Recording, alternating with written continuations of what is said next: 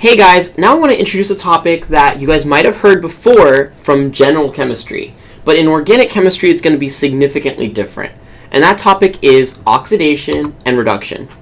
So, oxidation and reduction, if you remember way back to Gen Chem, you guys had to learn these complicated redox equations where you had to do several steps to get the right numbers, and it was very quantitative, okay? Honestly, that was a part of general chemistry I didn't like very much. And that's part of why I'm tutoring Orgo, because I don't have to do as much math. In organic chemistry, oxidation and reduction really boils down to, are we adding oxygens or are we adding hydrogens, okay? And instead of looking at these complicated formulas and equations, we're really just going to be able to look at the molecule itself to tell if it's going to be oxidized or reduced. So for those of you that might have struggled with that in Gen Chem, this is your ticket to really succeed at oxidation and reduction. So let's go ahead and look at the definitions really quick. So an oxidation reaction is really going to be any reaction that involves the increase in the oxygen content of the molecule. Alright, so you're increasing the oxygen content, you're increasing the oxidation. Now one thing to keep in mind is that doesn't mean that you're adding extra oxygens. That just means that you have more carbons bonded to oxygen. Alright, and you'll see how we can change that up in a second. There actually is a difference between the two. A reduction reaction would be any reaction that involves the increase of hydrogen content of a molecule, okay? So as you're reducing something, you're increasing the amount of hydrogens that it has, all right? So let's look at this little scheme that is kind of a general roadmap of oxidation and reduction. What you'll notice is that, first of all, oxidation and reduction are opposites of each other. That is something that even if you completely messed up with those equations in Gen Chem, you should still know that they're opposites of each other. They're going in different directions. So let's go ahead and start off with probably the most reduced form, or what is the most reduced form of carbon, and then we'll move forward, okay? So if I had to say one of these 5 structures is the most reduced structure, which one would it be? It would be the first one, okay? That first structure is called methane, okay? As you guys can see, methane is the most reduced one-carbon hydrocarbon because it doesn't have any bonds to oxygen. It has only bonds to hydrogen, okay? So methane would be fully reduced carbon.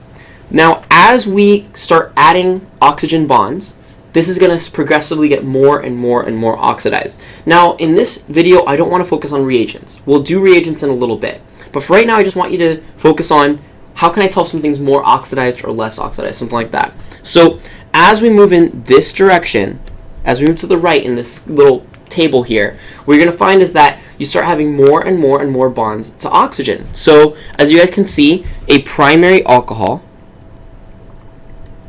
would be more oxidized than methane because that primary alcohol now has one bond to O. Okay? Now as we keep going, we can keep making more bonds to oxygen. So as you guys can see, here I have an aldehyde, right? In this case, this is actually formaldehyde, that's the name of it, but I'll just keep it as aldehyde, that's fine. An aldehyde is going to be more oxidized than an alcohol. Is it because it has more oxygen atoms? No, it's because the carbon has more bonds to oxygen. So now it has 2 bonds instead of 1. That would be a more oxidized carbon. Let's keep going. Now I've got a carboxylic acid, right? I'm just going to write COOH. Remember that is the condensed form of the functional group. So a carboxylic acid would be even more oxidized because now you'll notice that it has 3 bonds to oxygen. Finally, if I continue to keep oxidizing and oxidizing, notice that I'm getting rid of hydrogens and I'm adding bonds to O, bonds to the oxygen. Finally, what I get to is fully oxidized carbon, which is actually considered inorganic carbon. This is not an organic molecule. Why? Because it has, remember that the definition of organic molecules was a carbon bonded to a hydrogen, okay?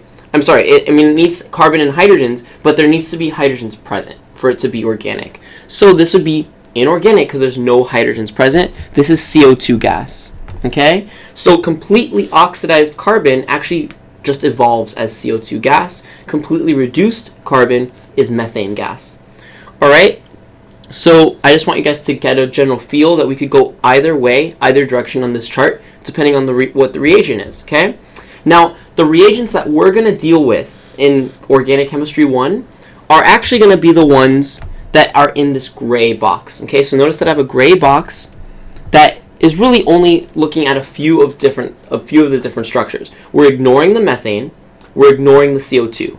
Why is that? Because in Orgo 1, we're not really making a lot of these gases, okay? What we're really trying to do is we're trying to figure out how we can go from an alcohol to an aldehyde, how we can go from an aldehyde back to an alcohol, stuff like that. We're trying to make sure that we know these transformations, okay? So as we talk more about reagents in future topics, okay, or in later topics, we will focus on reagents that make these transformations possible, not the ones all the way to the extremes, okay? So we're not going to be, in Orgo 1, we're not going to be turning methane into CO2. That doesn't happen in Orgo 1, okay?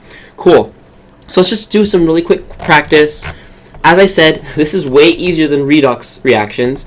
You can just say, okay, are the following transformations in oxidation or reduction? So I'm going to go ahead and give you guys some time. Go ahead and end the video, and then you guys will be able to select which one is the correct one. So go ahead and choose if this is going to be an oxidation reaction or reduction reaction.